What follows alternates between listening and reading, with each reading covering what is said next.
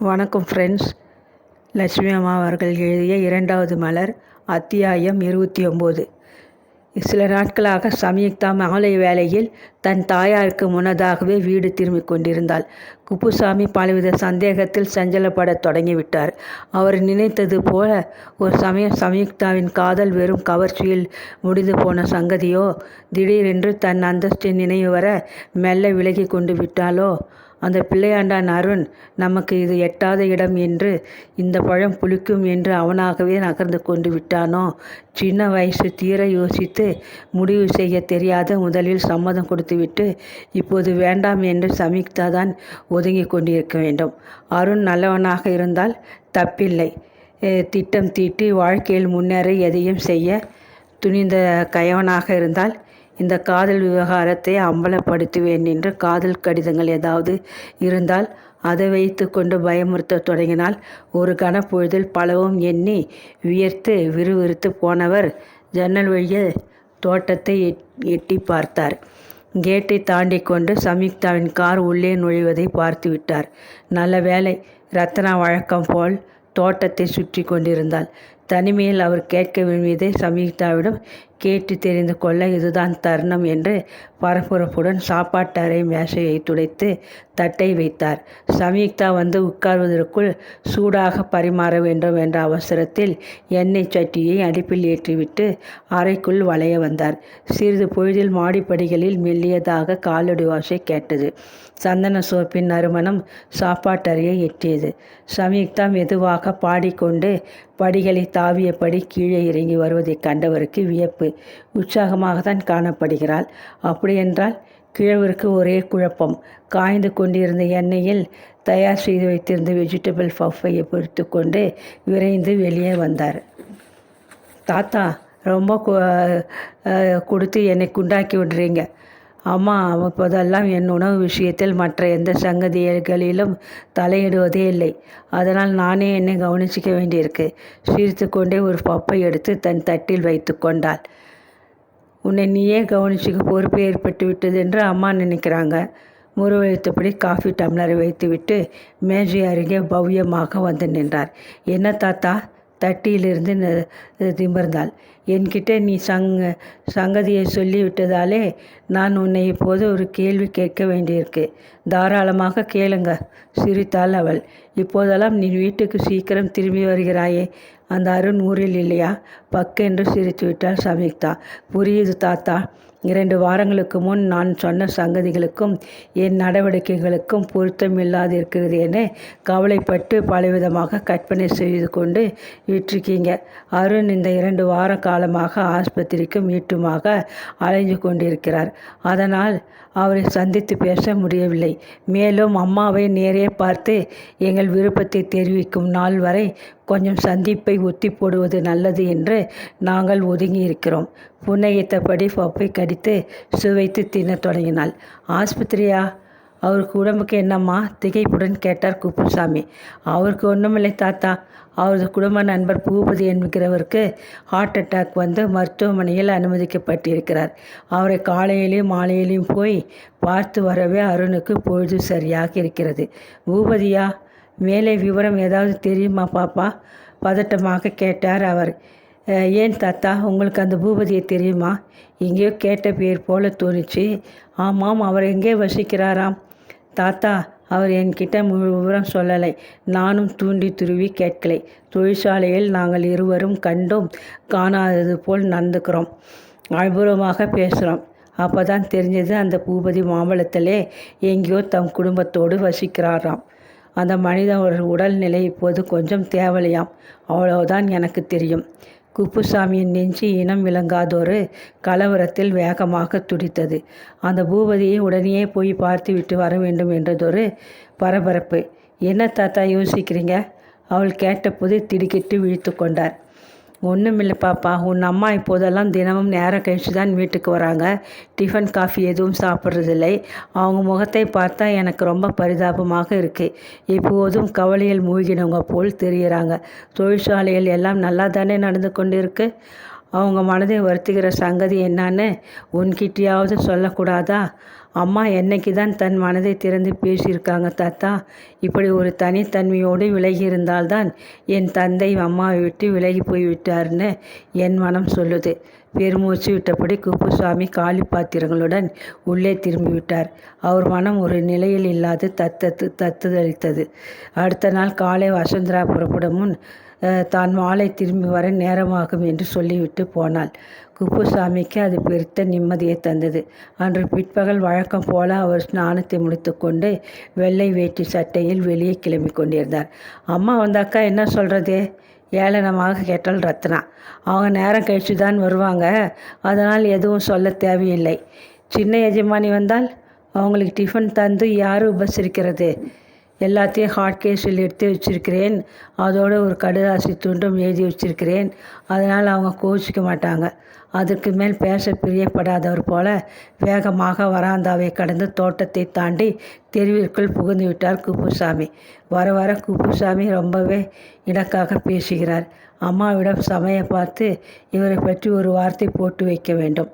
பற்களை கடித்து கொண்டு உள்ளே போய்விட்டாள் ரத்னா. அதற்குள் தெருமுனையில் கிடைத்தது ஒரு ஆட்டாவை அழைத்து அதற்குள் ஏறி உட்கார்ந்து கொண்டு மாம்பழத்தை நோக்கி விரைந்து கொண்டிருந்தார் அவர். மாம்பழம் பஞ்சநாத தெருவிற்குள் நுழைந்த ஆட்டா 10ஆம் எண் வாசலில் நின்றது. கட்டணத்தை கொடுத்துவிட்டு கிரீச்சிட்ட கேட்டின் தாளை மெல்ல நீக்கி கொண்டு தோட்டத்திற்குள் புகுந்தார். பகல் வேலை. தூக்கத்திற்கு பின் எழுந்த முகத்தை கழுவி கொண்டிருந்த ரங்கம்மாளுக்கு ஒரே எரிச்சல். பகல் முழுவதும் யாராவது வந்து அன்று அழைப்பு மணியை அழுத்தி கொண்டு அவளது தூக்கத்தை கெடுத்து கொண்டிருந்தனர். இப்போது யார் வந்திருப்பது? சீற்றத்துடன் முகத்து துவாலையால் அழுத்தி துடைத்து கொண்டு வாசற்கதவை பறக்கென்று திறந்தாள். சில நாட்களுக்கு முன்னர் வந்த அதே வயதான மனிதர் வராந்தாவில் நிற்பதை காண அவளுக்கு கோபம் வந்தது. மறுபடியும் வெங்கட்ராமனை பார்க்க வந்திருக்கீங்க? ஏளனமாக கேட்டாள். இல்லைம்மா, அவுட் ஹவுஸில் குடியிருக்கும் பூபதிக்கு உடம்பு சுகமில்லை என்று கேள்விப்பட்டேன். அவருக்கு உதவி செய்த வந்திருக்கிறேன். பூபதி எங்கள் நண்பர் வெங்கட்ராமனுக்கு ரொம்ப வேண்டியவர். தயங்காது வாயில் வந்ததை படபடவென்று சொன்னார். வீட்டுக்காரி யோசனையுடன் தலையை சொரிந்து கொண்டாள். பூபதியின் நண்பர்கள் அவருக்கு உதவ முன் வந்தால் அதை அவள் தடுப்பது முறையல்லவே. அவர் இப்போது வீட்டில் இல்லை, மருத்துவமனையில் அல்லவா அனுமதிக்கப்பட்டிருக்கிறார் என்றாள். கிரீம் சாலையில் புதிதாக உருவாகியிருக்கிற சொக்கேஷன் நர்சிங் ஹோமில் அனுமதிக்கப்பட்டிருக்கிறார். முன்னை விட அவர் உடல்நிலை இப்போது கொஞ்சம் குணமாகி விட்டிருப்பதாக அவர் மனைவி சொன்னாள். எந்த வார்டு, படுக்கை எண் என்ன என்பதெல்லாம் தெரியாது. நீங்கள் போய் விசாரிக்கணும் கூறிவிட்டு மேலே பேசாது கதவை சாத்தி கொண்டு விட்டாள். மறுபடியும் இன்னொரு ஆட்டாவை பிடித்து கொண்டு அங்கிருந்து குப்புசாமி புறப்பட்டார். மாலை வெயில் மஞ்சளாகிவிட்ட நேரம். பார்வையாளர்கள் வர தொடங்கிவிட்ட சமயம். மருத்துவமனை வாசலில் கூட்டம் திமுத்து கொண்டிருந்தது. வரவேற்பறையில் விசாரிப்பு செய்யும் பகுதியில் ஒரு பெரிய கியூ தெரிந்தது. தமது முறைக்காக அந்த வரிசையில் சேர்ந்து கொண்டார் குப்புசாமி. திரு பூபதியா, முகவர் என்ன சொன்னீங்க என்று புன்னகையுடன் கேட்ட ரிசப்ஷன் பெண் மேஜை மேலிருந்த தனிவனானதொரு நோட்டு புத்தகத்தை புரட்டிவிட்டு, ஆமாம், அவர் இப்போது சாதாரண வார்டுக்கு மாற்றப்பட்டிருக்கிறார். ஹார்ட் அட்டாக் கேஸு தான். 4வது தளத்தில் 24வது எண் படுக்கை. H வார்டு லிஃப்ட் இந்த பக்கம் உள்ளது என்று போகும் வழியை சுட்டி காட்டினாள். பரபரப்பாக லிஃப்டிற்குள் புகுந்து 4வது தளத்தை அடைந்தார். ரிசப்ஷன் பெண் கூறிய வலது பக்கத்து வார்டை நோக்கி நடப்பதற்குள் கால்கள் மடக்கி கொண்டு தரையில் விழுந்து விடுவார் போல் உணர்ச்சி கொந்தளிப்பில் உடல் ஆடியது. பார்வையாளர்கள் வந்தவண்ணமாக இருந்தனர். ஒவ்வொரு படுக்கையை சுற்றியும் ஒரு சிறு கும்பல். படுக்கை தலைமாட்டில் பளிச்சென்று சுவற்றில் எழுதப்பட்டிருந்த எண்கள் மீது கண்களை ஒட்டியபடி மூச்சு திணற வார்டுக்குள் விரைவாக நடந்தார். 24ஆம் எண் படுக்கை வார்டின் கடைசியில் சுவர் ஓரமாக இருந்தது. பழுப்பு வண்ண கம்பளையால் கழுத்து வரை பொருத்தி கொண்டு படுக்கையில் சுருண்டபடி கிடந்த நோயாளியின் முகம் சுவற்றின் பக்கமாக திரும்பியிருந்தது. அந்த படுக்கையை சுற்றி பார்வையாளர் யாரையும் காணவில்லை. தம்முடன் இதுவரை கண்ணாமூச்சி விளையாடிய அந்த தாடிக்காரரை கண்டுபிடித்து விட்டோம் என்ற உற்சாகத்தில், யாருமில்லாத தனிமையில் அவருடன் பேச ஒரு நல்ல வாய்ப்பு கிட்டிவிட்டிருக்கிறது என்ற மகிழ்ச்சியில் விரைந்து கட்டிலை அடைந்தார். செருப்பு காலடி ஓசை கேட்டதும் மறுபக்கம் திரும்பிய அந்த நோயாளி திடுக்கிட்டு எழுந்து தலையணை குவியல் மீது சாய்ந்தபடி உட்கார்ந்து கொண்டார். மிக அருகிலேயே நேருக்கு நேர் அவரை பார்க்க நேரிட்ட குப்புசாமிக்கு மின்விசை தாக்கியது போன்றதொரு பெரும் அதிர்ச்சி. அவரது நெஞ்சு விரிந்து வெடித்துவிடும் போன்று வேதனையில் துடித்தது. கால்கள் பூமியில் நில்லாது தள்ளாடின. ஐயா, நீங்களா? இது நம்பவே முடியவில்லை. தழுதழுத்தார் பிரமிப்புடன். கண்களில் நீர் புரண்டு பார்வையை மறைத்தது. குப்புசாமியா? ஆச்சரியமாக இருக்கு. எப்படி இங்கே? பேச முடியாது தடுமாறினார் பூபதி. உங்களை தேடி தேடி முடிவில் இங்கே கண்டுபிடிச்சிட்டேன் ஐயா. எங்களையெல்லாம் விட்டு மறைஞ்சு வாழ உங்களுக்கு எப்படி ஐயா மனது வந்தது? தன் கரங்களை நீட்டி அவரது கைகளை பற்றி கொண்டார். நோயாளியின் உடல் நடுங்குவதை உணர்த்தியது நடுங்கிய அவரது கரங்கள். எத்தனை காலமாச்சு, ஆனாலும் அடையாளம் கண்டுபிடிக்க முடிகிறது. லேசானதொரு சோக புன்னகை அவர் முகத்திலே நெளிந்தது. அவர் கண்களில் பெருகி கன்னத்திலே கோடிட்ட கண்ணீரை சற்றென்று குப்புசாமி துடைத்து விட்டார். ஐயா, இந்த சந்திப்பு உங்களுக்கு பெருத்த அதிர்ச்சி தான். உங்கள் உடம்புக்கு நல்லதல்ல. மன்னிச்சுக்கோங்க. உங்களை நான் தேடி எப்படியாவது கண்டுபிடிச்சிடணும் என்கிற பிடிவாதத்திலே இங்கே வந்து விட்டேன். பரவாயில்லை குப்புசாமி, நானும் உங்களை எல்லாம் சந்திக்கணும்னு என்கிற முடிவோட பங்களா பக்கம் 2 தடவை வந்து காத்திருந்தேன். எல்லாத்துக்கும் நேரம் காலம் வரணும் இல்லையா? குப்புசாமி, சம்யுக்தா இப்போ பெரிய பெண்ணாக வளர்ந்து நிற்கிறாள் இல்லையா? ஆவலுடன் கேட்டார். தாயாருடன் கூட தொழிற்சாலைக்கு போய் மேற்பார்வையிடும் அளவுக்கு வளர்ந்திருக்க ஐயா. உங்களை பற்றியே சதா நினைப்பு அந்த குழந்தைக்கு. அதனாலே தான் தீவிரமாக உங்களை தேடத் தொடங்கினேன். இந்த பெயர் மாற்றம்தான் என்னை ரொம்ப ஏமாத்திட்டது. குப்புசாமி, நான் என் பெயரை மாற்றிக்கலை. என் முழு பெயரை நீங்கள் மறந்துட்டீங்களா? லோகநாத சங்கர பூபதி என்ற என் நீட்ட பெயரின் வாழ்பகுதியை மட்டும் வச்சு கொண்டிருக்கிறேன். லோகநாதன் என்பது என் பெயர், சங்கரன் என்பது அப்பா பெயர், பூபதி என்பது குடும்பத்து பெயர். பெரியவங்க பெயரை எடுக்க ஒரு பிள்ளை வேணும்னு சொல்லுவாங்க இல்லையா? என் மூதாதையர் பெயரான பூபதியை நான் எனக்காக எடுத்துக்கொண்டு விட்டேன். லேசாக சிரித்தார். அந்த நிலையிலும் அவரது சுபாவமான நகைச்சுவை அவரை விட்டு போகவில்லை என்பதை அறிந்த குப்புசாமியின் மனம் பாகாய் கரைந்தது. எப்படி இருக்க வேண்டியவர் எப்படி இருக்கிறார் என எண்ணி இரக்கத்தில் உருகி போனார். இப்போ நான் நாடோடி இல்லை, ஒரு குடும்பத் தலைவன். சிரித்தார் அவர். தெரிஞ்சு கொண்டேன், சுருக்கமாக பதிலளித்தார் குப்புசாமி. என்னை பார்க்க என் மனைவியும் குழந்தையும் கொஞ்ச நேரத்தில் இங்கே வரப்போகிறாங்க. குப்புசாமி, நீங்கள் எனக்கு உதவி செய்யணும். கொஞ்ச நாள் இந்த சந்திப்பு உண்மை எல்லாவற்றையும் என் குடும்பத்தாரும் சம்யுக்தாவும் தெரிஞ்சு கொள்ளாதிருக்கும்படி பாதுகாக்கணும். செய்வீங்களா? உங்கள் நோக்கம் எனக்கு புரிகிறது. அப்படியே செய்வேன், கவலைப்படாதீங்க. விரைவாக குணமடைந்து நீங்கள் வீடு திரும்பணும் என்பது தான் இனி என் நித்தியப்படி பிரார்த்தனையாக இருக்கும். உணர்ச்சி வசத்தில் குரல் உடைய திணறினார் குப்புசாமி. என் மனசில் கொந்தளிக்கிற உணர்வுகளை பற்றி இப்போ என்னால் விரிவாக எதுவுமே பேச முடியல குப்புசாமி. அதை நினைச்சு அவர் முடிக்கும் முன் வாழுக்குள் நுழைந்த தாரா வேகமாக கட்டில் அருகே மகனுடன் வந்து நின்றாள். வியப்புடன் தன்னை பார்த்த அந்த பெண்ணை கைகூப்பி வணங்கினார் குப்புசாமி.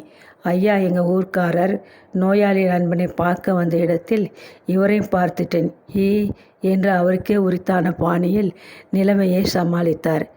அத்தியாயம் 30. பழங்காலத்து மன்னர்கள் சிலர் கெட்ட செய்திகளை கொண்டு வந்த தூதுவர்கள் மீது சீற்றம் கொண்டு அவர்களை கொடுமையாக தண்டித்து விடுவார்களாம். வசந்தராவும் ஒரு வகையில் அவர்களை போன்றவளாகத்தான் இருந்தாள். அன்று மாலை பகல் உணவிற்கு பின்னர் தொழிற்சாலையிலிருந்து அவளது அறைக்குள் மெல்ல நுழைந்தார் செயலாளர் சாம்பசிவம். கை மடக்கில் சுமந்து கொண்டு வந்த ஃபைல்களை அவள் முன் மேசை மேல் வைத்துவிட்டு பவ்யமாக நின்றார். சமீப காலத்தில் அவர் தொழிற்சாலையிலிருந்து ஒரு கடன் தொகைக்கு விண்ணப்பித்து கொண்டிருந்தார். அவரது வீட்டை சீர்திருத்தி முன்பகுதியில் புதுப்பிக்க அந்த பணம் தேவைப்பட்டது. வசந்தராவிடம் தெரிவித்த போது, அதற்கென்ன, கடன் விண்ணப்பத்தாலே பூர்த்தி செய்து வையும் பார்க்கிறேன் என்ற நம்பிக்கை தெரிவித்திருந்தாள். அந்த துணிவில் அவர் ஃபைல்களுடன் அடியில் தமது கடன் விண்ணப்பத்தாலே அவள் பார்வைக்கு வைத்துவிட்டிருந்தார். ஃபைல்களை புரட்டி கடிதங்களை கவனமாக படித்து கையெழுத்திட்டு கொண்டிருந்த அவள் தம் முன்னால் கைகளை கட்டிக்கொண்டு மரம் போல நின்றவரை ஓரக்கண்ணால் கவனித்துவிட்டு உட்காருங்கள் என்று உபசரித்தாள். பகல் உணவிற்கு பின்னர் வயிறு நிறைந்து மனம் நிறைந்து எஜமானி நல்ல மனநிலையில் இருப்பதாக ஊகித்து கொண்ட அவர் தொண்டையை லேசாக சிறுமினார். அம்மா கிட்ட ஒரு சங்கதி சொல்ல பிரியப்படுகிறேன். மெல்லிய குரலில் ஆரம்பித்தார். கடைசியாக அவரது கடன் விண்ணப்பத்தால் மீது பார்வையை நிமிர்த்தி அவரை பார்த்தாள். நான் கண்ணால் பார்த்ததை சொல்லாமல் இருப்பது தவறுன்னு பட்டதால் சொல்லுகிறேன். பீடையுடன் ஆரம்பித்தார். மௌனமாக அவரை வெறித்தாள் வசுந்தரா. அவர் சொல்லப்போகும் சங்கதி என்ன என்று அவளால் யூகிக்க முடிந்ததால் உள்ளத்திற்குள் சினம் பொங்க தொடங்கிவிட்டது. நம்ம சின்ன அம்மாவையும் தொழிற்சாலையில் வேலைக்கு சேர்ந்த அருணையும் கடற்கரையில் நான் சில தினங்களாக ஒன்றாக பார்க்க நேரிட்டது. என்னைப் போல வேறு யாருடைய கண்களிலாவது அவர்கள் தென்பட்டு விட்டால் அபவாதம் ஏற்படுமே என்று மனம் ரொம்பவே சங்கடப்பட்டது. அதனால் பேச முடியாது தடுமாறினார். வசுந்தராவின் முகம் கோபத்தில் சிவந்து போனது. சற்று முன் அதில் நிழலாடிய லேசான புன்னகை மறைந்து கடுமையாகியது. என் மகளின் நடவடிக்கைகளை பற்றி எனக்கு தெரியாதுன்னு வந்து சொல்கிறீங்களா? எனக்கு இது பற்றி தெரியும். 2 பேரும் நட்புரிமை பாராட்டி பழகுறாங்க. அதனால் என்ன? இதை ஒரு தவறான காரியமாக எடுத்துக்கொள்ளும் 10ஆம் வசூலில் நான் இல்லை. படபடவென்று வெடித்தாள். சாம்பசிவம் வியர்த்து விறுவிறுத்து போனார். ஏதோ நல்லது என்று சொல்லப்போக எஜமானியின் கோபத்துக்கு ஆளாகிவிட்டோமே என்றதொரு பயம் அவரது நெஞ்சை கவ்வியது. உங்களுக்கு தெரியாதுன்னு மேலே பேச முடியாது முனகினார் அவர். ஆனால் வசுந்தரா அவரை மன்னிக்கும் மனநிலையில் இருக்கவில்லை. தன் முன் மேஜை மேல் அவர் வைத்திருந்த விண்ணப்பத்தாளை கையில் எடுத்துக்கொண்டாள். மிஸ்டர் சாம்பசிவம், உங்களுக்கு இந்த கடனை தந்து உதவ எனக்கு ரொம்பவும் ஆவலாகத்தான் இருக்கிறது. ஆனால் தற்சமயம் முடியாது என்பதால் இந்த விண்ணப்பத்தை நான் ஒதுக்கிவிட நேருகிறது. மிகவும் வருந்துகிறேன் என்றாள். இலை விழுந்தவர் போலாகினார் சாம்பசிவம். சில தினங்களுக்கு முன் ஆகட்டும் பார்க்கலாம் என்று நம்பிக்கை தந்த எஜமானி இப்போது முடியாது என்று கண்டிப்பாக மறுத்துவிட்டாளே. நம் வாயில் ஏன் இந்த சனி? இவள் மகள் எக்கேடோ கெட்டுப்போனால் நமக்கென்ன என்று மௌனமாக இருக்காமல் போனது விசகாய் போய்விட்டதே என்ற நாதங்கத்துடன் எழுந்து விடை பெற்று கொண்டு வெளியே சென்று விட்டார். கதவு சாத்தப்பட்டதும் அந்த விண்ணப்பத்தாளை எடுத்து கோபத்துடன் மறுக்கப்பட்டது என எழுதி கழித்திட்டு கம்பி கூடைக்குள் விசிறி போட்டாள். கோப உணர்வின் அழுத்தத்தில் தலை வெடித்துவிடும் போன்ற வேதனையில் அவள் தடுமாறி போனாள். அதற்கு மேல் அதிக நேரம் அங்கே இருக்க மனமின்றி அடுத்த அறையில் தொழிற்சாலையின் விவரங்களை தானே கவனித்து ஆவணம் செய்ய முயன்று கொண்டிருந்த மகளிடம் சொல்லிக்கொள்ள பிடித்தமில்லாது காரை வரவழைத்து ஏறிக்கொண்டு நேரே நுங்கம்பாக்கத்து அலுவலகத்திற்கு புறப்பட்டாள்.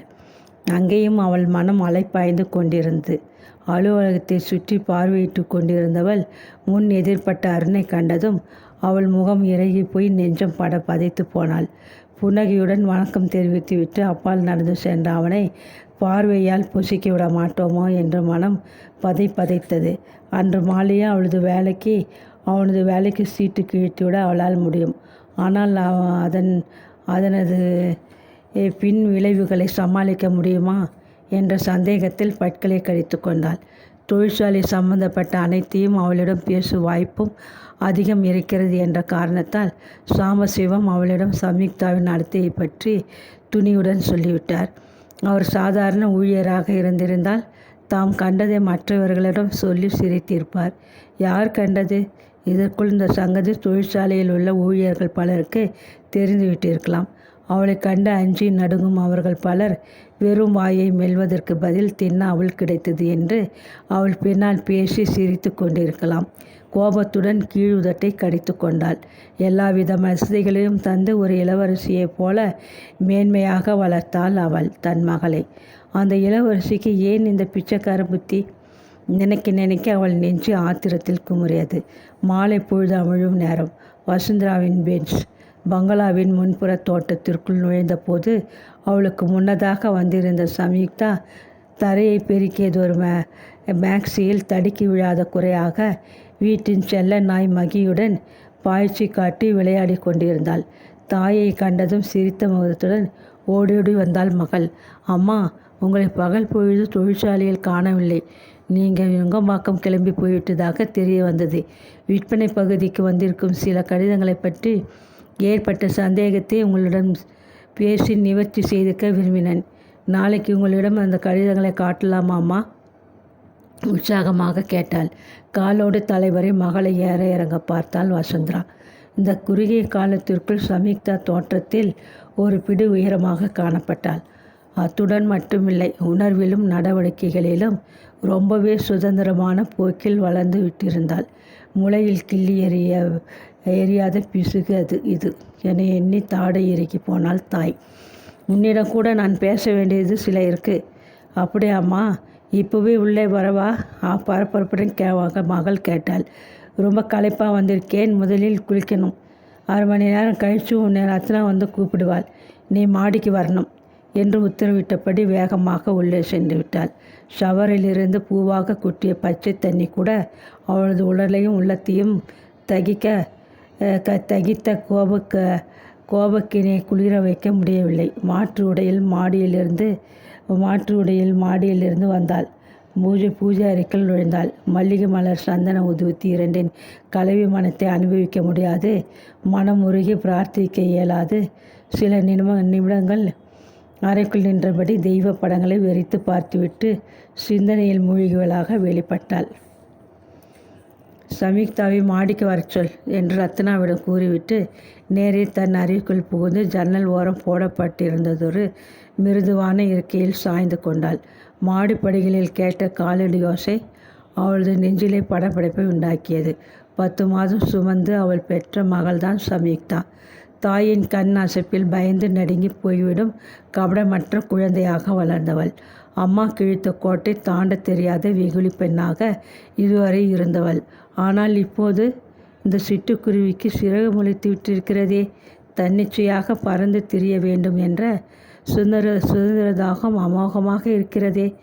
அம்மா, வந்துட்டேன். முகத்தில் சிரிப்பு தவிழ உற்சாகமாக உள்ள வந்து நின்றாள் மகள். சாவகாசமாக பேச வேண்டிய சங்கதி, அந்த நாட்காலியை இப்படி நகர்த்தி போட்டு கொண்டு உட்கார். படுக்கை அருகே கிடந்ததொரு பிரம்ம நாட்காலியை சுட்டி காட்டினாள் வசந்தா. என்ன சொல்லுங்கோ என்று கேள்விக்குறியில் புருவங்கள் வில்லாக மகள் தாயின் எதிரே இழுத்து போட்டு கொண்ட நாட்காலியில் அமர்ந்து கொண்டாள். வசந்தராவுக்கு எப்படி ஆரம்பிப்பது என்று ஒரு சில வினாடிகள் குழப்பமாக லேசாக ஒரு முறை இருமினாள். ஆமாம், அந்த பையன் அருண், அவனுடன் உனக்கு எத்தனை காலமாக ஸ்நேகம்? எடுப்பில் அழுத்தமான குரலில் கேட்டாள். சம்யுக்தாவின் நெஞ்சு படபடவென்று துடிக்கத் தொடங்கியது. குப்பென்று முகம் சிவந்து போனாள் அவள். கொஞ்ச நாட்களாக தான். ஏன் கேட்கிறீங்க? கிணற்றுக்குள்ளிருந்து ஒலித்தது போன்ற குரலில் கேட்டாள். நீயும் அவனும் கடற்கரையில் மாலை வேளையில் சந்தித்து கொள்வதை நான் பார்த்திருக்கிறேன். நம் தொழிற்சாலையை சேர்ந்த வேறு சிலர் பார்த்திருக்கிறார்கள். நம் நண்பர் வட்டாரத்தில் இன்னும் யாரெல்லாம் பார்த்திருக்கிறார்களோ தெரியாது. எல்லோரும் பார்க்கட்டும், அதில் தவறு என்ன? பலே பேஷ், உனக்கு துணிச்சல் தலைவரை ரொம்பவே ஏறி இருக்கிறது. தொழிற்சாலைக்கு உன்னை நான் எதற்காக அழைத்து வர தொடங்கினேன் தெரியுமா? எனக்கு பின் இந்த வியாபாரத்தை வெற்றிகரமாக நடத்தி கொண்டு போக தொழில்நுட்பங்களை கற்றுக்கொள்ள வேண்டும் என்பதற்காக தான். அங்கே வேலை செய்கிற ஒரு சாதாரண ஊழியனுடன் நீ காதல் நடத்த அல்ல. அம்மாவின் குரலில் சூடு அதிகமாகி விட்டிருந்தது. கண்களில் கடுமையும் கோபமும் தெரிய மகளை உறுத்தி இழுத்தாள் வசந்தரா. காதலிக்கிறது தவறா அம்மா? தீனமான குரலில் வினவினாள் மகள். நமக்கு பொருத்தமான இடமாக பார்த்து காதலிப்பது தவறில்லை. இந்த அருண் யார்? உன் கால் செருப்புகளை தூசி போக தட்டி பைக்கக்கூட யோக்கியதை இல்லாத அடிமட்டத்த ஆசாமி. நமது அந்தஸ்துக்கு ஈடான ஒரு வீட்டு பையனை நீ காதலிக்கிறாய் என்று இருந்தால் நான் மனசங்கடப்பட மாட்டேன். காதல் அந்தஸ்தையும் அழகையும் எடை போட்டு கொண்டு ஏற்படுவதில்லையாம்மா. நீங்கள் கோச்சிக்காது இருந்தால் ஒன்று சொல்ல விரும்புகிறேன். அப்பாவை நீங்கள் விரும்பித்தானே கல்யாணம் செய்து கொண்டு அவர் உங்கள் அந்தஸ்திற்கு ஈடு இல்லாத இடத்தை சேர்ந்தவர் இல்லையா? நான் செய்த பிசுகை என் மகள் செய்யக்கூடாது என்பது என் விருப்பம். சமயமில்லாத இடத்திலிருந்து வந்த உங்கள் அப்பாவை கல்யாணம் செய்து கொண்டு நான் பட்ட அவமானம் என்னோடு இருக்கட்டும். அதனால் சொல்கிறேன், இதுவரை நீ செய்து வரும் தவறை கண்டும் காணாது போல நான் மறந்துவிட தயாராக இருக்கிறேன். நீ அந்த அருளை மறந்துவிட வேண்டும். அம்மா என்றால் பதத்துடன் சம்யுக்தா. காய்ந்து போன தன் உதடுகளை நாவால் ஈரப்படுத்தி கொண்டாள். அவள் எதிர்பார்த்தது போல அவளது காதல் விவகாரம் அப்படி ஒன்றும் சுலபமானதாக இருக்கப் போவதில்லை என்று நினைவு வயிற்றை பிசைந்தது. அது எப்படி அம்மா முடியும்? அவரை நான் கல்யாணம் செய்து கொள்ள சம்மதம் தந்து விட்டிருக்கிறேன். என்னை கேட்காமல் இவ்வளோ பெரிய காரியத்தை செய்ய நீ ரொம்பவே துணிஞ்சு விட்டிருக்க. பேஷ், என் சம்மதம் தேவையில்லையா? உங்களது ஒப்புதல் ரொம்ப முக்கியம் அம்மா. உங்ககிட்ட வெளிப்படையாக பேசி உங்கள் ஆசைகளையும் அனுமதியையும் பெற நாங்கள் இருவரும் வர இருந்தோம். அதற்குள் அருண் அவர்களது நண்பர் ஒருவர் நோய்வாய்ப்பட்டு மருத்துவமனையில் அனுமதிக்கப்பட்டிருந்ததால் அருணுக்கு நேரம் கிடைக்கவில்லை. நீங்கள் இருவரும் நேரில் வந்திருந்தால் உடனடியாக நான் ஒப்புக்கொண்டிருப்பேன் என்று நினைச்சியா? ஏளனமாக கேட்டாள் வசுந்தரா. அவரை நான் என் உயிருக்கு மேலாக காதலிக்கிறேன் அம்மா. அதனால் பேச முடியாது கண்கள் கலங்க தாயை பரிதாபமாக பார்த்தாள். காதலாவது கத்திரிக்காயாவது, நீ அந்த உதவாக்கரை அருணை மணந்து கொள்ள நான் ஒருபோதும் அனுமதி தரமாட்டேன். என் பேச்சை மீறி நடக்க முற்பட்டால் அதன் பயன் ரொம்ப விபரீதமாக இருக்கும் என்று எச்சரிக்கிறேன். என் வரைக்கும் நீ நேற்று பிறந்தவள். என்னோடு மோத பார்த்தால் பயங்கரமான தோல்வி அடைவாய். உன் அறைக்கு போய் உட்கார்ந்து கொண்டு கலங்குகிற உன் சிந்தனையை தெளிவுபடுத்திக்கொள். நாளையிலிருந்து தொழிற்சாலைக்கு வர தேவையில்லை. வீட்டோடு தங்கியிரு. ரத்னா உன்னை கவனித்துக் கொள்வாள். தெரிகிறதா?